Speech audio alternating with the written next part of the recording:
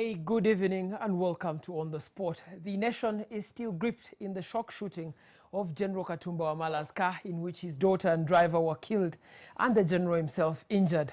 The shooting reared to the front yet again the consistently growing gun crime in the country and produced flashbacks of other high-profile murders like that of the AIGP Kawesi that remain unresolved to date. Will this be the crime that is resolved? Tonight, On the Spot, we talk to Army spokesperson Flavia Biekwaso and opposition legislator and outgoing Shadow Interior Affairs Minister Mwanga Chivumbi. Welcome to the show.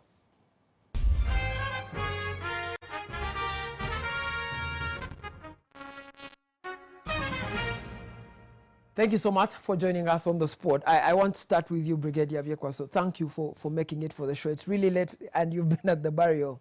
But the nation is demanding how far, what new things have you learned about this murder, the double murder and the survival of General Katumba Wamala? Good evening, viewers. Thank you for also inviting me. Yeah, the question about what we have learned so far out of the gruesome murder of General Katumba, I think at this point in time, it's still early to tell what we've learned. Usually lessons or things that you learn from such incidents, you get them after you've investigated, you've scrutinized everything, you've analyzed, you've done a lot of things around it, such that you're able to pick out a few things here and there, or out of what you've seen, what you've found out. So until we get the findings, until we reach the bottom of this, or until it's critically analyzed and, you know, like you're saying, conclusions made, I cannot say this is what we have learned. Yes, however, in one way or the other, it's an eye-opener somehow, that yes, to me they are Ugandans. You know, some people are just using their bad-hearted, but it's more, I think to me it's more to that. The Ugandans who are bent on, I think on depicting this country from, or trying to paint a picture of this country, of the security situation of this country, a picture that is negative, a picture that, that, because at the end of the day, because first of all, before I go there, you know, you question the intent of these people, especially the person that was targeted. Not that there is anyone who is who should be targeted, but everyone is asking, for example, that of all people, General Katumba, you know, Katumba is known by all Ugandans, I think, even those ones who are outside politics. Those ones who do not follow most of these things, yeah, but everyone knows Katumba as a darling, for, you know, a person that almost, I would say, has no enemies. That's what everyone knows about him. I was surprised, my son yesterday was just in his own things, called me and said, "Mommy, are you safe?" The other day when it happened, "Are you safe?" I said, "Why?" That if they can shoot at General Katumba, and this is a person we know that of this character, you know the way everyone describes him. So, and Brigadier, before I bring in Mwanga Chivumbi, there are some questions that the public has put to the army, particularly on General Katumba's security. He didn't have a lead car. Why was that? He didn't have a bulletproof car. This is a four-star general, former CDF, former IGP. Genuinely, he has a lot of secrets of the country at his disposal. Why didn't he have the protections that some other ministers of lower rank with lower information seemingly have?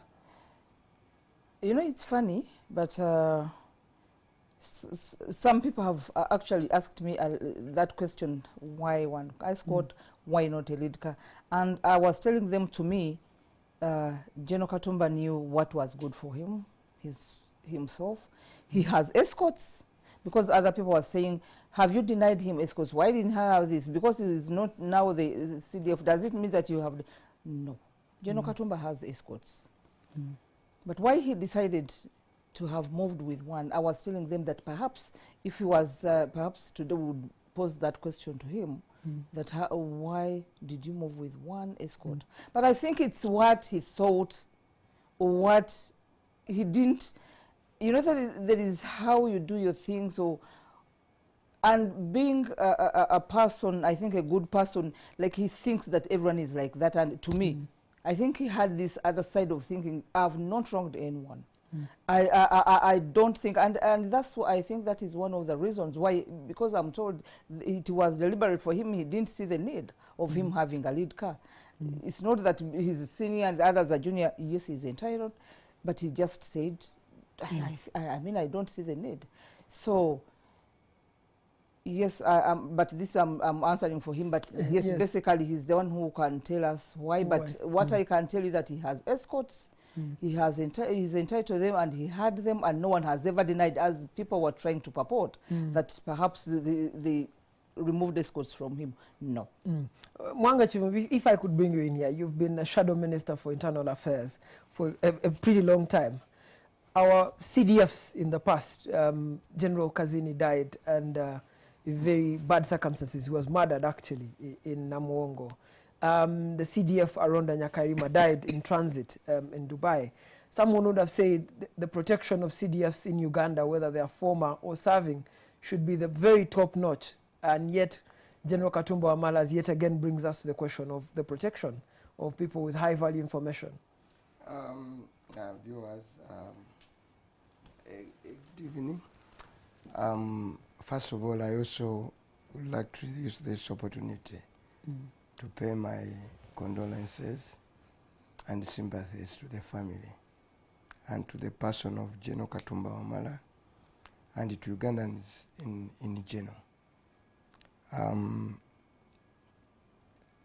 The bigger question is not even just about the car.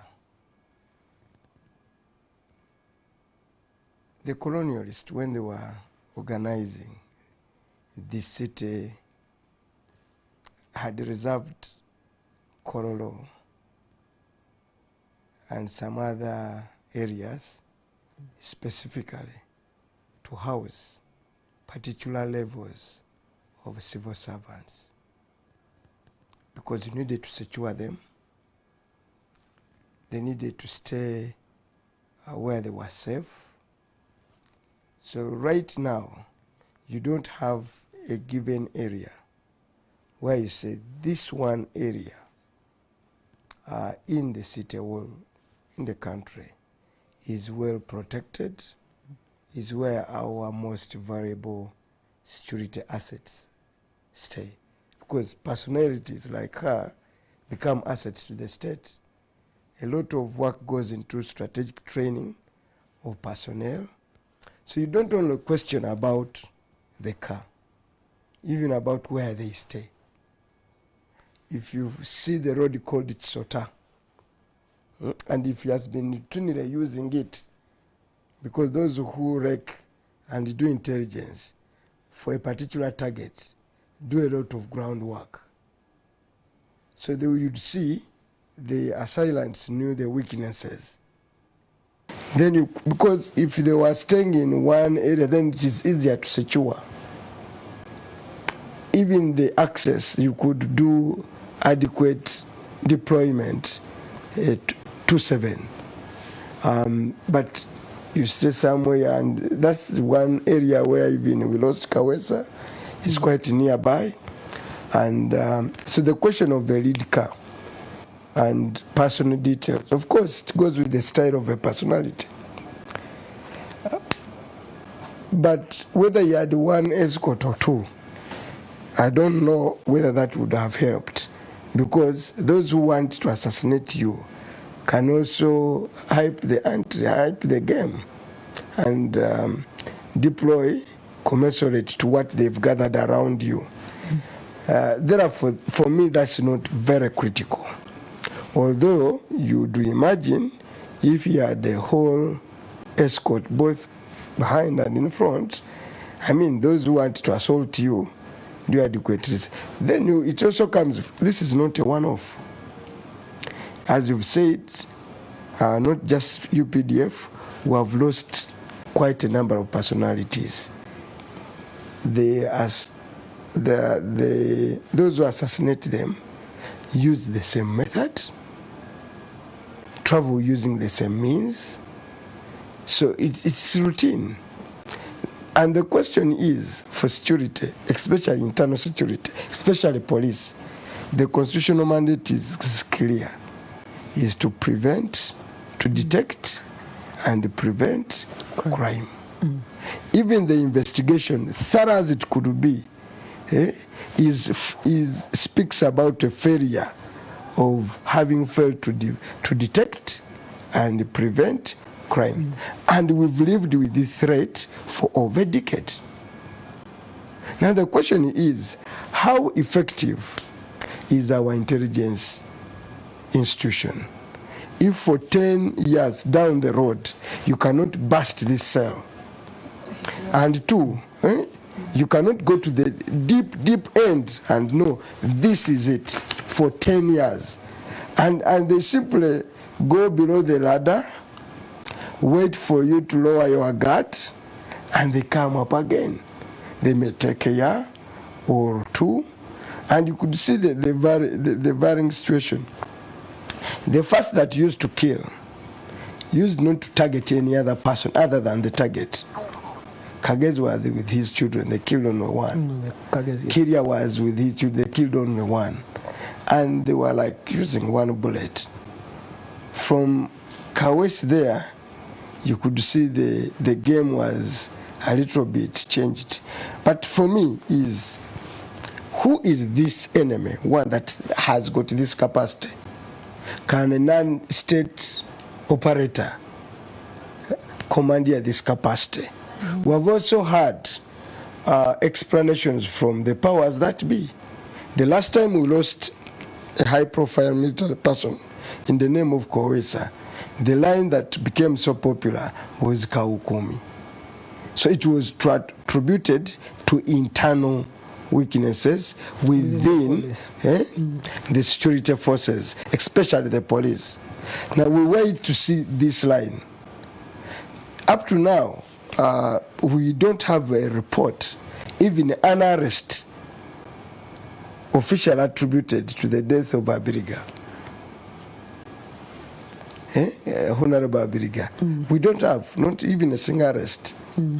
Now, for me, I get worried when consistently for 10 years, then we've been having literally quite some good measures. For some other reasons that are political, you know that area houses, USJ houses, quite, by the way, a large number of your elected leaders, especially members of parliament, stay in Kira, and I think Kira houses you can have a quorum of members of parliament. Therefore, there are also very, very heavy deployment of CCTV cameras, these ones. All those areas are well covered. But there are also quick answers. Every single gun, to the best of my knowledge, in this country is already engraved. So even when you pick those other shells, you'd be able to tell us right now, without much ado, which gun fired that. Was it a gun of SFC? We could tell.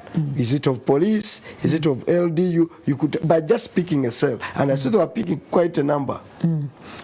So for me, I look at the whole situation, but also where he was killed, where the assassination attempt happened, is off that junction of between Chisota, Kisasi, and this other road coming from Nigeria. Bulabira. At that time of the day, I always use that road. I stay in Buwate. I always use that road quite often. At that time of the day, there's traffic police at just the junction. 9 something, there is always police. Not one, not two, not three. Quite a number. Where were they on that very day? And of it, there are quite a number of police, not police stations, but police posts. Police posts. Also police even Sota itself has a police post. how soon did they respond? And what happened? So there are small things we need to look at and say, okay, what happened to the 11 key points the head of state came up with in regards to combating? We had heavy deployment, by the way, up to 200, it was 22,000 in Wakiso, Mukono, Greater Kampala metropolitan area. What happened to all this deployment? So there are quite big questions, but you don't demand those questions from any of us. We demand from the people who assigned themselves, volunteered to do the job, and are paid to do the job, and they need to give us the answer. I think that points to Brigadier Yekwaso, because you're the one doing the job. Yes. I want you to first respond to the key question. Who outside of the state can act with the level of impunity these assailants have used? But, in broad daylight, I think that is a very unfair question. And Honorable Kivumbi knows that a lot of things have changed over the time. Question he's raised, actually he's raised a lot of things. How effective is the intelligence? How can non-state actors? And yet we know that actually what is pertaining today around in Uganda, in the region, and around the world, the way things are turning, the asymmetric warfare of, the terrorism that has come, that keep on changing tactics, changing what, and then the things they're capable of doing. He's questioning about the effectiveness of the intelligence systems in the country.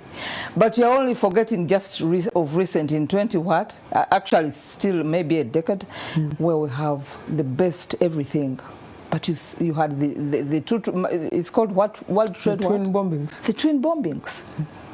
You've had bombings in two buildings from time to time. You've had deaths with countries with very high sophisticated, I can say, intelligence systems, weaponry systems, defense systems. Therefore, the question is not about whether the intelligence is effective or not effective. Yes, but it's a pointer to how things things are changing, how warfare is changing, because today how the terrorists or whoever has done this, how they change tactics and how they can actually surprise you.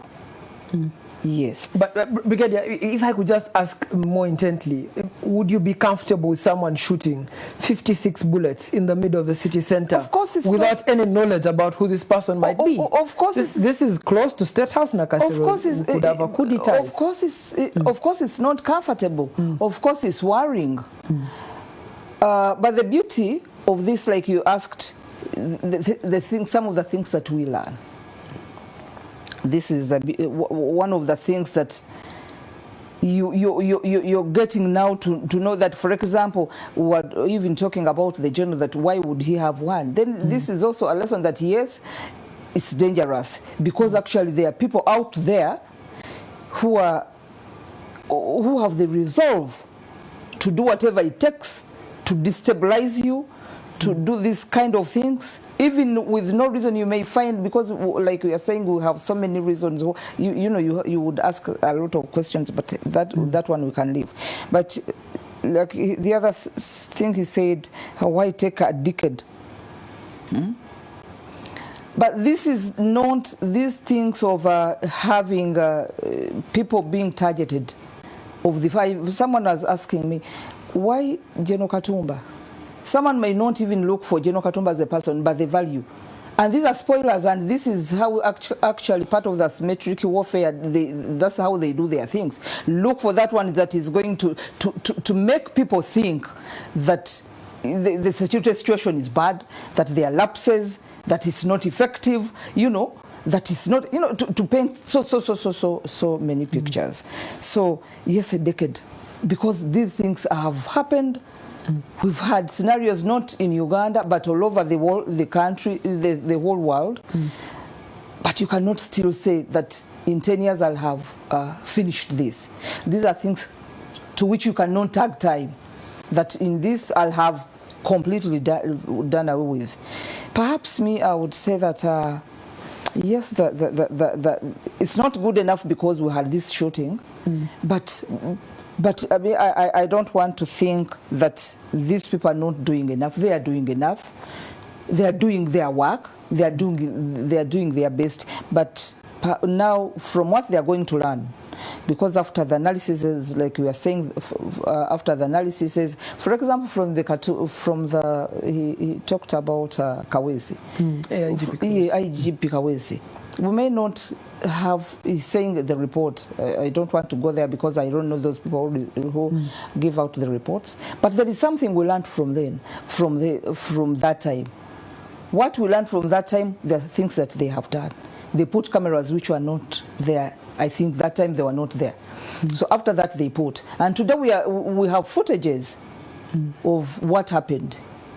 Though they may not be good, but at least now we can say that we have CCTVs and they have really helped a lot. So a lot is being done, but then still, when this happens, then we get to know that yes, there is more that has to be done. But like the CDF said, that we shall prevail over this like we have always done. Yes. The other thing that the enemy within or without, because Honorable seem to have insinuated that the Excellence said Kawukumi within, have this enemy that has capacity of this nature. Yes, the enemy can have capacity of this nature. The terrorists can have capacity of this nature, because like you're saying, they will have planned and planned and planned.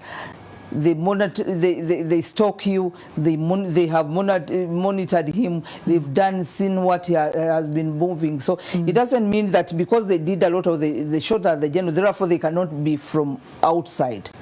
Yes. So on that we cannot conclude on anything and say. But however, the investigations will have to tell us quick answers. Hold on, quick answers out of this, because you had for example a footage, because you had this, therefore you must be knowing now. I seem not to agree. But yes. Brigadier, the last time that we had a high profile murder of Abiriga, the president put in place 11 measures. Some of those measures include the fact of gun printing that Mwanga Chivumbi has mentioned. And as of last year, the Uganda Police Force and UPDF reported that they fingerprinted almost 60,000 guns. And they have samples for at least 31% of the guns that are in the country. So the first question of the gun shells recovered from the scene should provide an answer for what gun is it that fired. Is that something that the army already knows currently? What I can say that the cartridges were picked. They have to be subjected. They were around, I think they said around 30 or more. They have to be subjected to the labs. So and this is 1 or 2 days. You can't just produce that one. You must get the conclusive answer.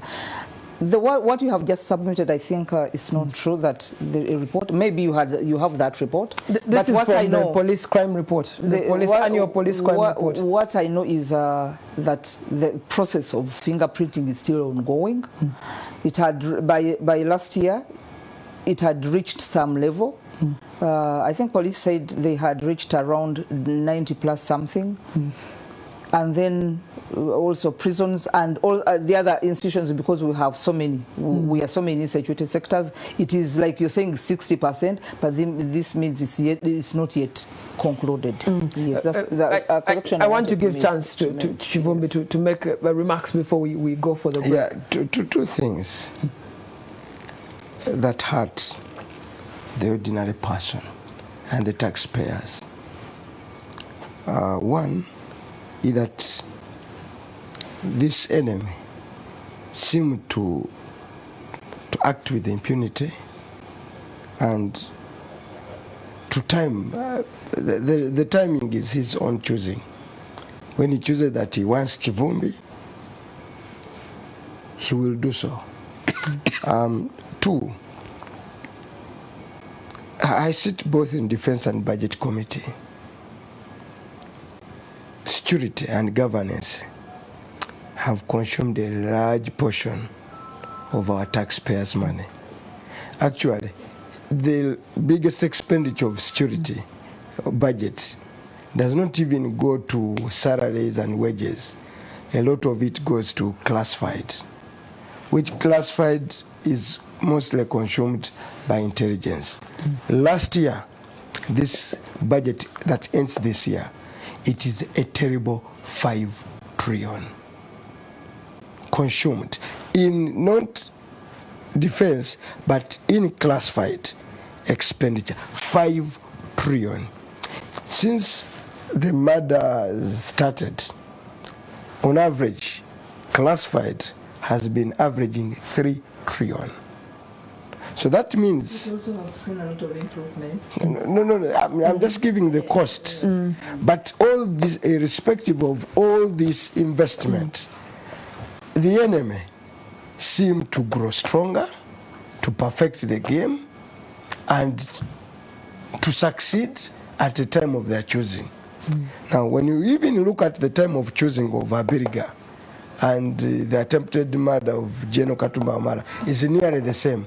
A few days to State of Nations address. That means even the timing, if you were one was to follow, would have known that this is the time when the enemy strikes.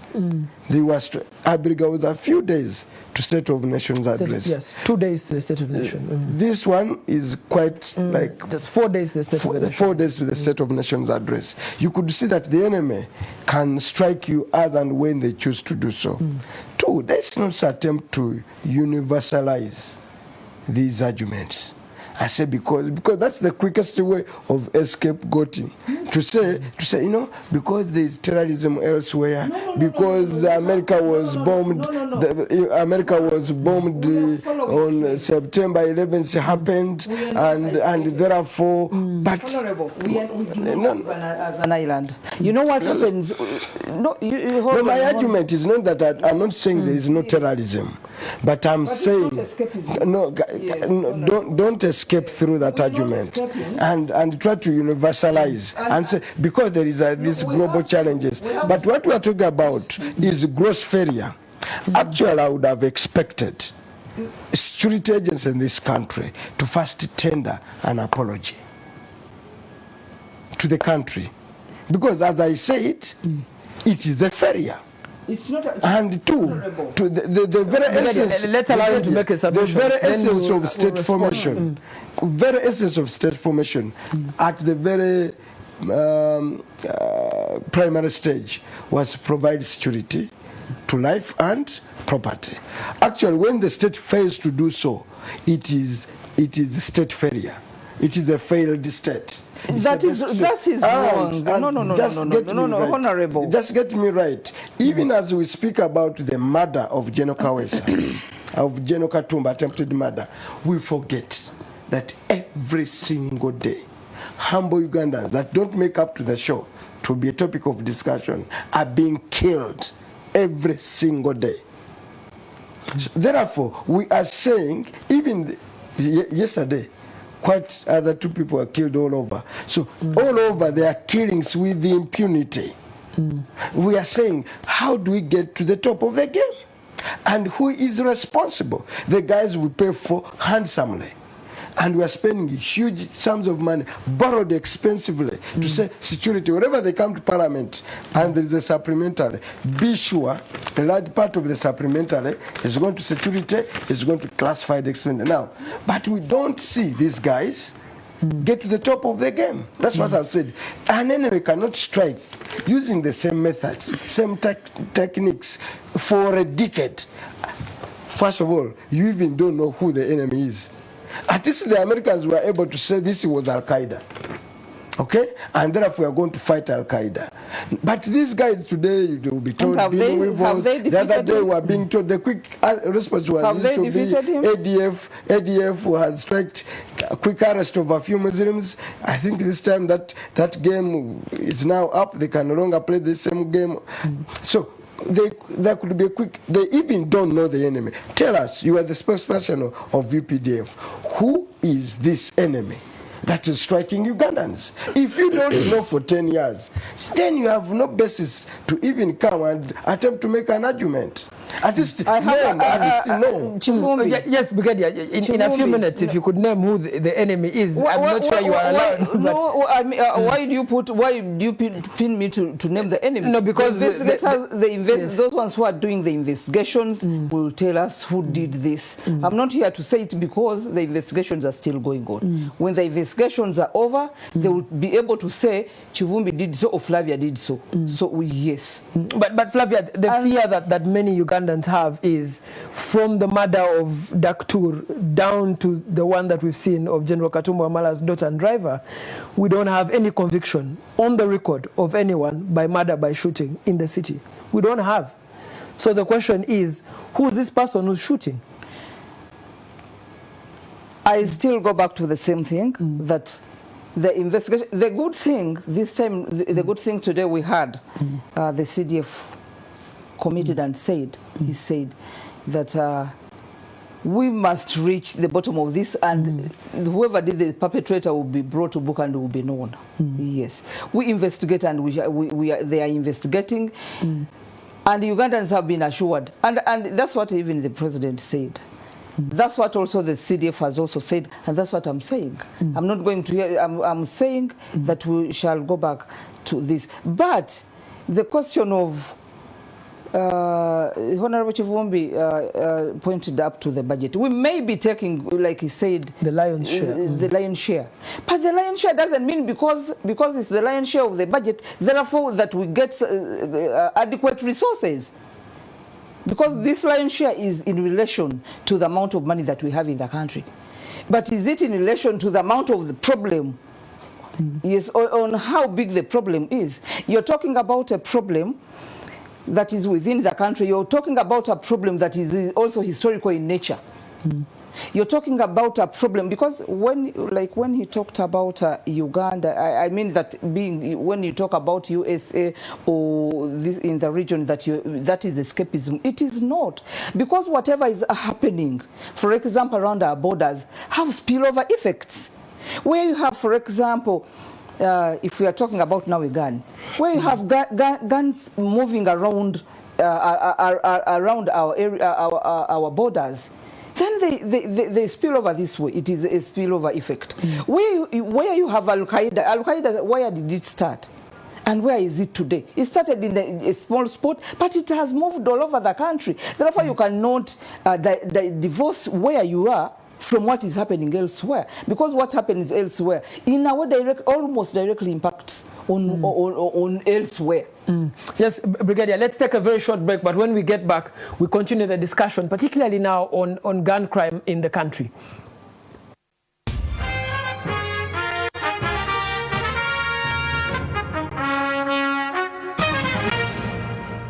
Thank you so much for staying on the sport. Now, we want to have a general discussion on gun crime across the country. We ran some numbers on how gun crime has been doing across the years. And those numbers that you see on your TV screen. In 2019, Uganda had 181 cases of gun crime. In 2020, those numbers went up to 249, which is an increment of 37.5% of cases, just specifically of gun crime. That in itself is a matter that we're going to have to debate in the show today. Mwanga Chivumbi, one of the things you mentioned was ordinary Ugandans get beaten and we don't know about it. These are from the police crime report. We've seen the numbers of gun crime, they're going up. The number of cases that police is taking to court, which come from gun crime specifically, is however going down, which is also an indicator that investigations are not pulling out. In terms of being a legislator who holds government to account and holds even the police, particularly in the Defense Committee, to account, what are you doing to stop this? Now, actually, these numbers could have got them from the report that was presented to Parliament by the Minister of Internal Affairs, yes. And I remember we questioned the level of investigations. If you've interrogated those figures deeper, you'll know that most cases were not even going for mention in court. It was after we actually have the number. If we could just run the slide that ran before this one, we have the number of cases that have been taken to court, yes, and the number of cases which have produced convictions, and those that police hasn't investigated at all. That's it. You have, yes, 43 cases which are going to court.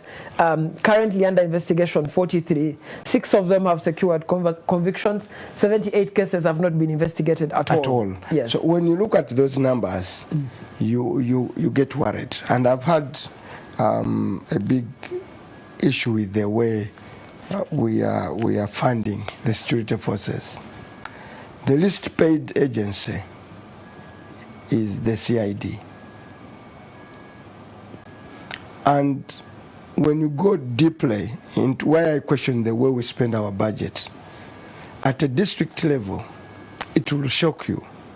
The money variable for the entire district for operation has been 900,000. CID at district levels have been getting 300,000 per month. Now, when you go, that's money shared by sub-counties and by district.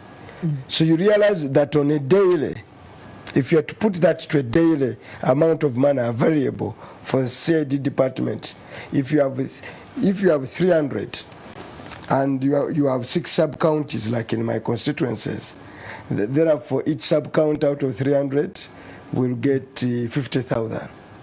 Okay? Then if you have 50,000 for 30 days, you see the amount of money available. Now, what kind of investigation, what kind of intelligence will you do with that amount of money? Yet we are funding trillions of money in classified. Where the whole bottom, you are not putting money where it is. The other element that the public may not know is how corrupt our judicial system is. That a lot of criminals, when they are arraigned in court and they have money and they can deal with the DPP's office and they can deal with those state prosecutors, they find their way out of. I know so many murder cases in villages out there. People arrested.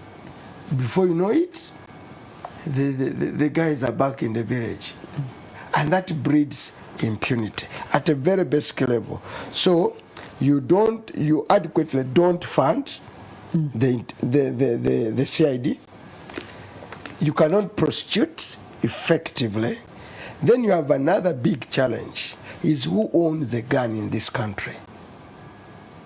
And what are other agencies that own guns? I've made a case before and said, who follows up people that are recruited and later on are done away with in private security firms? You have over 130-something security firms in this country. Literally, they have a lot of casual laborers. 1 year, before you know it, a security guard is roaming, is no longer a security guard. And therefore, how do you handle that? You also have a big case. You have multiplicity of state operatives. Before you know it, they carry guns all over. So you have a challenge. There is also the issue of a porous border. That across, actually, we have stateless borders. The whole of Congo, Sudan, wherever, even here in Karamoja, literally you don't have a border. Therefore, guns easily move in and out. But be as it may, but we are spending colossal sums of money. Elsewhere, in a lot of politicking, let me be clear, Okay? But Honorable, if I could just press you on that, you are one of the most vocal members of Parliament on the Defence and Internal Affairs Committee. You've been for 10 years, and under your reign on that committee, for 7 years. 7 years under your reign on that committee, we've also seen the skyrocketing of the classified budget and the skyrocketing of the defence budget. So the questions also go back to Parliament in terms of letting out of money, appropriation, the role of appropriation. No, why isn't that money going towards the vital question agencies? is, you should have asked us if we had blocked the money. Okay? But for us, they come, they say, we have a challenge. We need this amount of money. We give. And that's why I'm here demanding results, because they are not saying in any way the Defense Committee or members of the opposition used their influence within the Defense Committee to not fund security adequately. No security budget has come to Parliament and goes without funding. Actually, we normally question other areas, but on matters of security, wherever they come and explain, we give them the money. So we've done our part. That's what we're now saying. How, irrespective of the money that is increasing every year? By the time I joined Parliament, police budget was 140 billion. Today, it is close to 900 billion. But criminality is increasing. The defense budget was 1.2 trillion. Today, it is close to 5. Because it is averages 3. Classified budget was hardly more than 500. As I've told you, last year it was 5 trillion. Therefore, the question is, who is this that consumes? And yet I can also tell you, our high defense officers are now driving state-of-the-art cars. No, not state-of-the-art. I know. You want to make an argument about that? What do you mean state of art? I know. We pass the street and we know that most top students, and I don't begrudge them. Okay.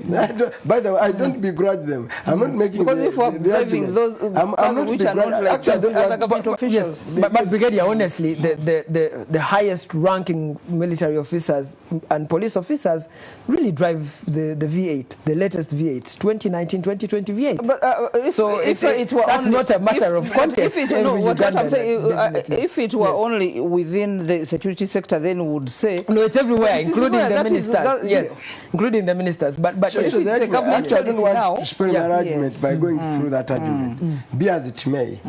So we are saying there shouldn't be an argument that we don't provide the resources. And mark you, we have very fine, highly trained personnel.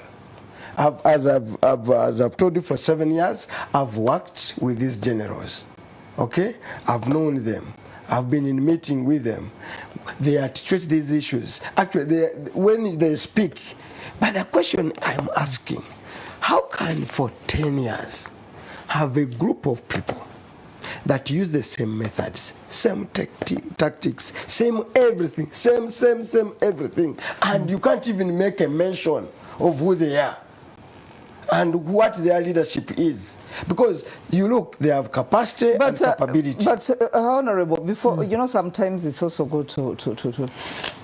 We've had cases.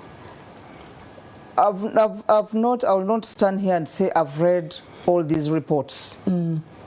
But what I know for sure, for example, let me just start with 2019. Was it 2019 when we had a lot of murders? Yes, it was. Yes, 2018 and 19. 2018 and 19 murders. Yes. You remember the time when we had a lot of bombs? There's also a time when we had bombs, a lot of bombs around, people throwing a lot of bombs. There's also a time when, I think that is the same period where we had people who were shot at while watching, I think, a football match or something like that in Rugogo. That is quite far back. That's almost 2007, actually. So when you look at a lot has been done. Yes, there are these things. When these things happen, I mean, like this shooting actually that is making us sit here today, and then now it takes us back to, for example, Kawis happened in when? 2017. 2017. In between there, we've tackled a lot of things. Like I'm saying, when the bombs came, it was handled. When we had a lot of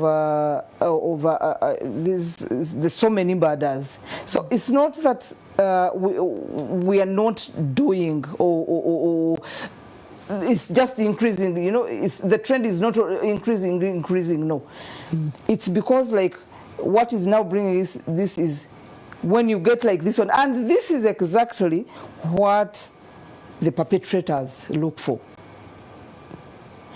That you're going to look for that a case that where people are now quiet and things are moving on well.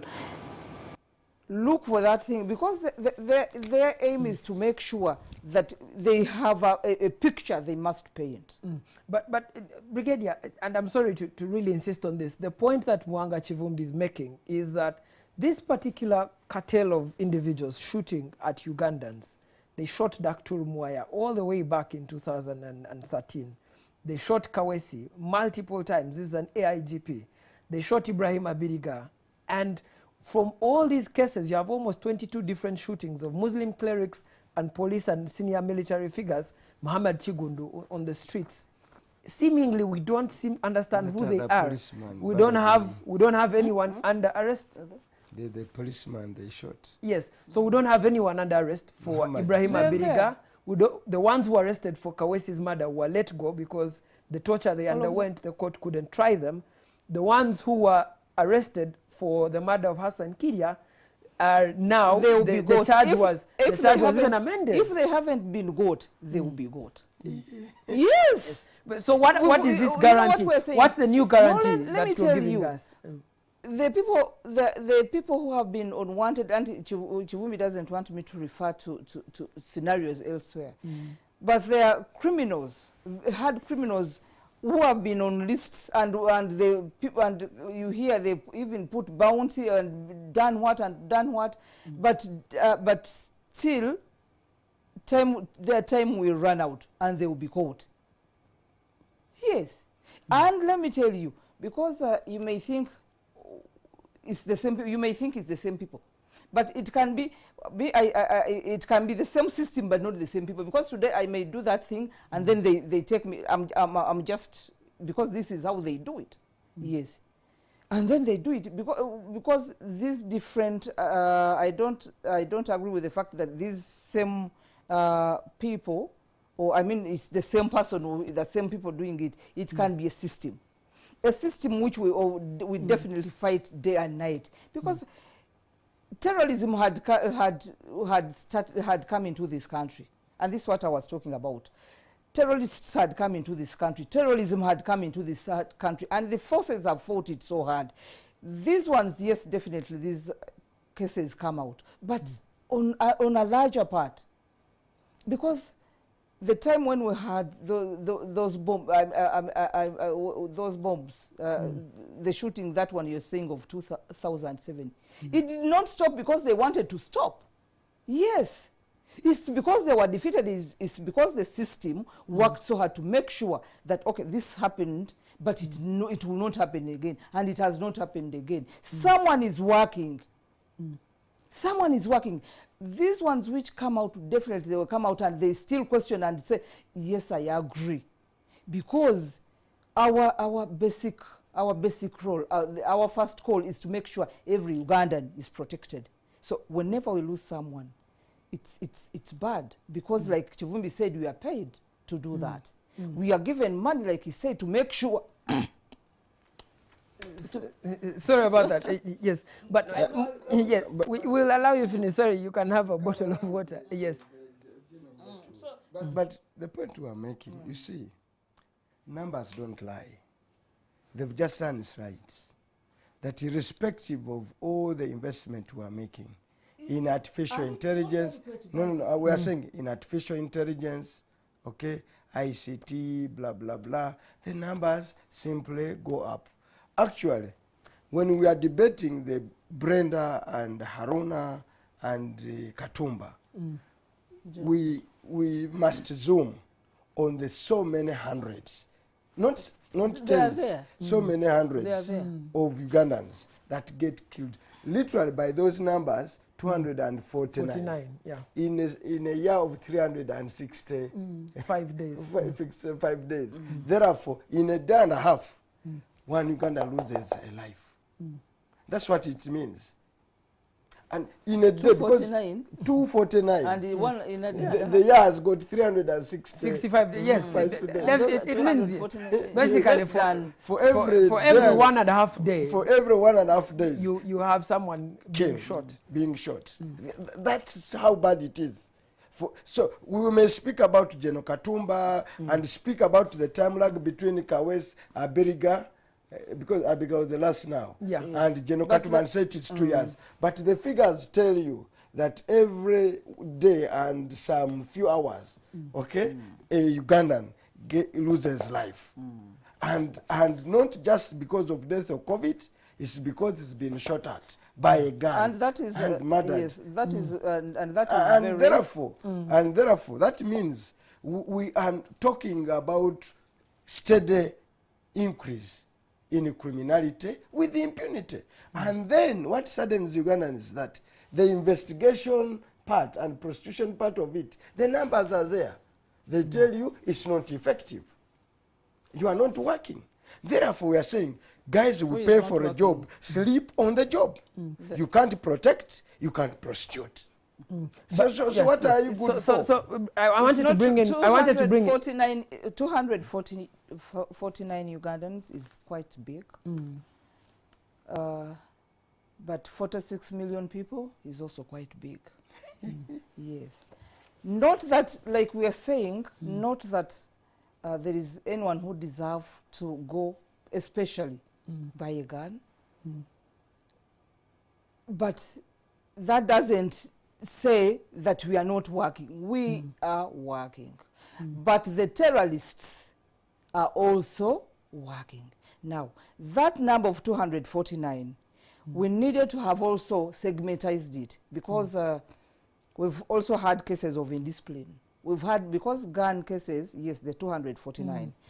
We could also have segmentized it, and we know in that 249, for example, which are because we had also the LDUs, you remember that where they did, you know, out of their shootings, we have people shooting themselves, we have private security guards shooting. So we also need to break that figure. Yeah, of course we'll break down the figure. The only reason we point out that figure is because guns are a monopoly of the security services. So to get them, you either have to get their license or to be a member of the security service. But you also know, yes, and being a preserve of security forces, yes. And like, I think it's Honorable who said, yes, we are so many players, but that doesn't take away the what. But the point I want to make is that if you say we are not working, that the people who are given the money are just sitting on it, I think it's very unfair. We agree and take the blame where we are supposed to protect, and we have not done so. We take it. But to sit here and we say that we give you a lot of money, but you're not working, it's not true. We are working. But we need to also clear, that's what I was saying, that we also need to clear, for example, the 249. It's our desire that we go to zero. But it is also unrealistic to say that we will not, that it will be a zero. Yes? But we must work towards reducing it to zero. To zero. Yes. But you are working towards increasing No. That's what I was saying, that we need to segmentize that number, and we get to know. And the other reason and you're saying, to know what? And because they are, like I said, there are those ones who are killed by criminals. In those cases, there are those ones who have killed themselves by shooting. We've had cases, and I think that one, you know, that people have shot themselves. It's part of that, yes. But I'm saying that that doesn't mean that we are innocent, no.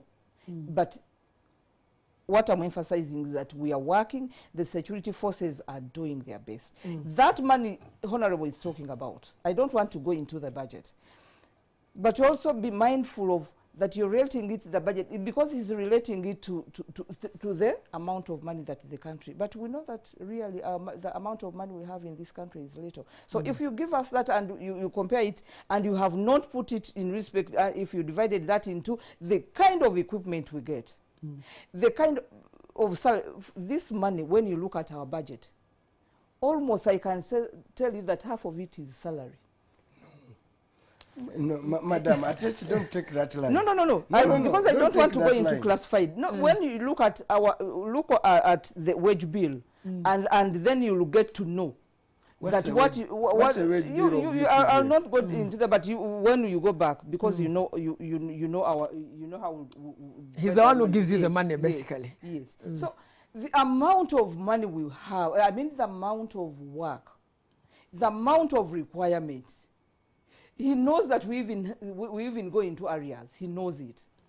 So it's not that they give us a lot of money in figures, yes, but when it comes to being spent, it reduces. The point I want to allow Mwanga Chivumbi 1 minute, and then we can take a break and allow our people to. Our resources are not going to the right people in the right places. I've told you the amount of money are variable to the DPCs. These are local people. You have operational budget of a DPC 900 per month, of a district CID for the whole district 300, and we've broken it down to real money per day. And I've told you they simply don't have the money to do the job, and therefore our funding does not go to the right ways of funding. I've said that you have a challenge with your judicial system. And you have to invest time and resources in your judicial systems. Criminals simply buy themselves out of a criminal system. It's because they have the money. And I've also tried to mention to you that you have a problem with your security private firms. You have so many with high turnover. Very high turnover. And the follow-up is really minimal. Who is the owner of the security firms? Most of them are generals. Who? I've told you. No. I want us to, we will pick up. You cannot open a security firm without being vetted by the security agencies. And most security firms who own Saracen, you know. Does that make them all of them? No. I want us to take a very short break. I can go to you one security by another and tell you most of our, and that is a problem. Actually, that's a problem where top of our security. But generalizing also no. I really want us to take a short break. So let's take a break. Who owns Saracen? That Chivumbi, that also should take us.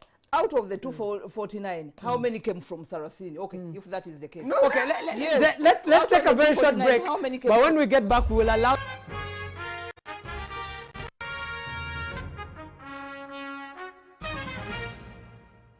Thank you so much for coming back to us on the spot. We're going to be taking a couple of your comments and questions. So please, the phone lines are open now. The phone numbers are just going to run on your screen. Do call us and participate in this conversation. And then we'll be able to have a conversation. But Brigadier, in a way, before we take in, okay, let's get the first phone call. Tell us what your name is and keep it short to a question and who it is pointed to. And I think my to Mwanga Chivumbi. All right. Mr. Mwanga Chivumbi, this is anti-reactive. Whenever there is a Bobby Wine yesterday event, schedule, police streams in action, they can get access to the intelligence of cars. Very fast there. Think of these matters over 10 years, we don't see presence of this. They seem to be either they know, because they seem to be work. 10 years, Shikawezi, through this big manual, killed the bullet. That is what I have to say. And Madam, the excuse. Thank you so much. I'm sorry I didn't get your name, but at least we got your question. Next phone call, please the caller tell us your name, where you're calling from, and your question and who it is going to. Let Mwanga Chivumbi, in the meantime, you can be responding to that. No, he's saying, actually it shouldn't go to me. He's saying that when there are political cases, the rapid response, timely response, high deployment, I mean, everything. You can't begrudge UPDF, they do a fine job. But when it comes to these murders, decades go by and no report. So is the UPDF and security forces, agencies, more inclined to politicking than doing the actual job they are mandated and paid for? Brigadier Byekwaso, would you like to respond to that question? Of course, he said I should stop excuses, timely response during elections, high deployment. I think our deployments have, our levels of deployment have always been determined by the situation, by the moment, or the situation or the threat at that particular time. Yes, the threat at that particular time, that determines largely our deployment. So when he talks about during elections, did he mention elections? No, all over doing political work.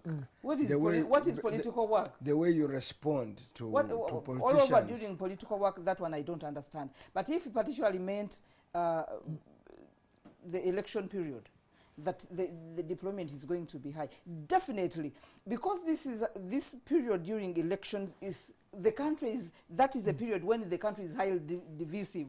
Everyone is moving behind their candidate. You have a lot of people that come in the bad, that come into that period. You have a lot of people who want to do havoc, whose way of doing things, you know, usually the weak, there is a way they get to do their things. So when he says that that there is high deployment, definitely it's going to be high deployment, because it's a period, 3 months, but of where you have high levels of everything is at a very high level. Therefore, you're going to see a lot of deployment. Right. Usually during these other periods, we determine deployments in certain places are going to be determined by the threat you have assessed. Yes. Thank you so much. I want my producer to be preparing that final slide of guns that were fingerprinted so that we can wrap up this conversation. But I maybe to read out a response from a senior army officer who is really a high rank, was a commandant of one of the partitions, the divisions of UPDF. He says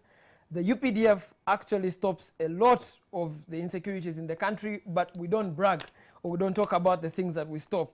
However, the lapses must be addressed. That's a senior army officer. Yeah. I'm just, I can't disclose the name because the message was a matter of a private. Honorable Mwanga Chivumbi, when the murder of Abiriga happened, one of the things that the president insisted on was the fingerprinting of guns. Those are the numbers on the screen currently of the guns that have been fingerprinted. 84% of the guns of the Uganda police force have been fingerprinted, 99% from the Uganda prisons, 81% of the private security, but the guns in civilian hands, only 38% of them have been fingerprinted. So in terms of the guns out there that police has no clue about, majority of them are actually guns that within civilian hands. What are we going to do to stop this? This way they have not shown those of UPDF, but let's leave it at that. Because the police report didn't talk about the UPDF fingerprinting. You see, yes, the ones of civilian guns. For instance, we have a fantastic forensic laboratory, state of the art, and they want to build another one. The question is, by now, they could have given us an answer that these guns are not among those that were not fingerprinted. That does not take a lot of days. You just pick those shells, take them to a forensic lab. Is according to you. That is no. I know the process. And between you and me, you know that that's not rocket science. Those are simple those are simple things. You put it in, before you know it, it has told you. I mean, that's what our investment in security infrastructure assets has given us. So, and we need to see it work. It will work. Now, if they tell us that the gun that I've killed have not been fingerprinted, I mean the shells, so that they were not among, then you could say that's a challenge. But now, let us rule out the obvious possibilities. Because of the argument of the, me, I'm not the number one consumer of intelligence is the president. The president, the last time he addressed his country, he pointed to Kawukumi. Therefore, it pointed to weaknesses within the security system. We want to know, now that the challenge has persisted, is there more Kawukumi in the UPDF? Is my good sister here Kawukumi? Or is David Moze Kawukumi? So who is the Kawukumi? And the last, because that's the last elaborate explanation we had, that these weaknesses were persisting because we have internal weaknesses. And Yes. Yeah, I want to bring in Brigadier Byekwaso, and in a way of making final remarks. Many Ugandans will credit the UPDF. Nonetheless, many Ugandans still think the UPDF is professional. They've pacified South Sudan, Somalia, Central African Republic. When Ugandans see UPDF on the streets, generally it's a matter of confidence in the security of the country. But the issue of shootings, that's a question. It's an accountability question. Why are the shootings persisting, and why aren't they being stopped? I think that is very good. It's a good and legitimate question. And indeed, Ugandans must demand that this is addressed. And I can say, yes, the security forces, the leadership must address it. Yes, there is no doubt about that one. And there are no shortcuts to that. What we have to offer, what we are paid for, like he said, what we are there for is to make sure the country is secure, is to make sure everyone is protected. It's our role, and we must do it. Yes. Honorable Mwanga Chivumbi, what must we do? You sit on the appropriation. I stand here to salute men and women who spend sleepless nights so that we are safe.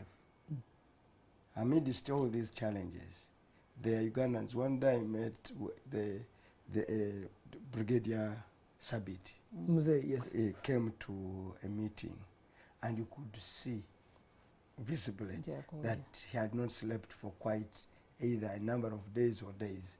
And because we went to school, to ask him, but when did you last catch a said, my brother, you don't want to know. So there are so many fine Ugandans that are out there working to ensure that I go back home safely, that you go back home safely, and we salute them. But we're only asking a bigger question, in that irrespective of this, the challenges that these persistent murderers and assassinations point at, is that we are not at the top of the game, that we need to hype our game and take it to the next level. Two, if this, you see, the problem with us knowing the enemy is to address the cause. So what motivates to make these people so daring that they go all out? What is the grudge that they want us to settle? So that because we may think the matter is actually security when it is political or economic. That's why it is very, very important to know who the enemy is and put a name and a motive for his actions. So that once again, otherwise we may be investing in assets. Yet the answers don't lie in hardware. The answers are in software of our body politic.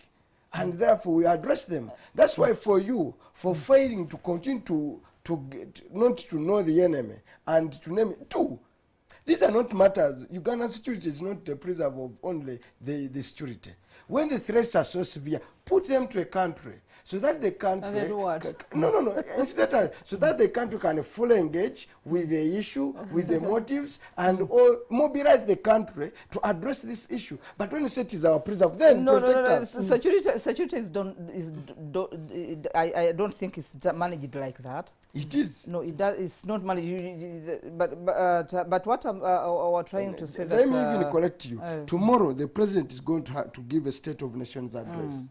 One of the things that is required of him by law is to speak unflinchingly, without fear or favor, about the state of this country. Definitely, he has to. Okay, and tell us the threats, who the enemy we face, and then finally make an appeal for us to pay taxes so that we meet those states. So it's not your own duty only.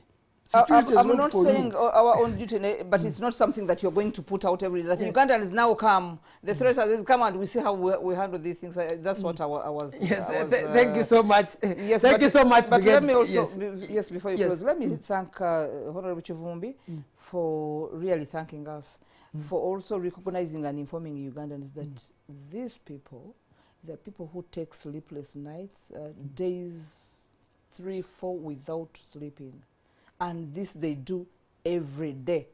And the other I wanted to show that yes, people may think we are not doing enough, but like that one who has said, there's so many hundreds and maybe thousands that have not happened because these people are working. But still we want that even those numbers, like we're saying, we do not want to see them. And that is what the CDF said today, and what the Commander-in-Chief said the other day, that these ones, we shall get them. Not only these ones of like today, these ones so short, but whoever is engaged in this, we shall get them. Because we've always done so, even these ones we shall. Thank you so much, Brigadier Byekwaso. Thank you so much, Mwanga Chivumbi. I want to thank my guests because I called them and persuaded them to come at a night show just after an assassination attempt on the country's finest soldier, and it took a lot of consideration for them to come to the show. Thank you so much, our viewers who've stayed up all night to watch us. And now, we wish you a very good night. Do join us for more programming at NTV.